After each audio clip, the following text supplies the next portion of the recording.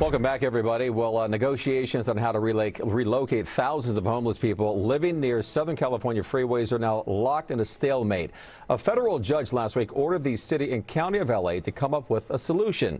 Now, the order is an effort to protect the homeless from dangerous health conditions. NBC4's I-Team has new information on how those negotiations broke down. Investigative reporter Leonard joins us now with what happens next. Eric.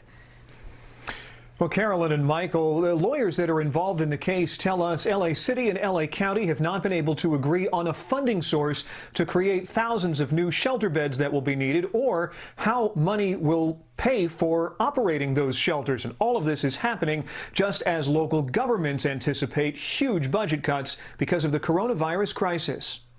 Federal Judge David O. Carter, seen here touring another homeless shelter in LA County earlier this week, had urged the city and county and advocacy groups to work together on plans to move those camping near freeways to safer places. The rough city and county plans described in court filings to use emergency coronavirus shelter space at rec centers and hotels, then over the next 6 months, transition people to more permanent housing. But the discussions fell apart Tuesday. My understanding is there was a disagreement about whether or not the county would be funding or at least partially funding operational costs. Attorney Elizabeth Mitchell says that's a long-running dispute between agencies and says she'd hoped the judge's order last Friday demanding immediate action would break through. I think it really kind of just shows the resistance and the desire to stay with the status quo. So anything that shakes up the status quo, we are strongly in favor of. Judge Carter has been holding unconventional hearings in recent weeks, talking directly to local officials and pushing all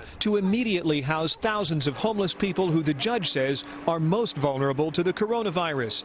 He said in the order last week, even more pressing was the need to move some 6,000 to 7,000 people in encampments near freeways, where their lives are endangered by breathing so much exhaust. The reason we filed this suit to begin with was to require this type of dynamic action. So we are very pleased with it.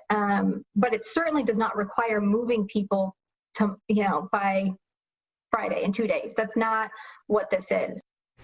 The deadline for coming up with an alternative solution instead of what the judge had proposed was yesterday. Those are the talks that fell apart. The next deadline is Friday. That's when the judge expects the city and county to explain how his order will be carried out. Reporting live, I'm investigative reporter Leonard, NBC4 News. Back to you.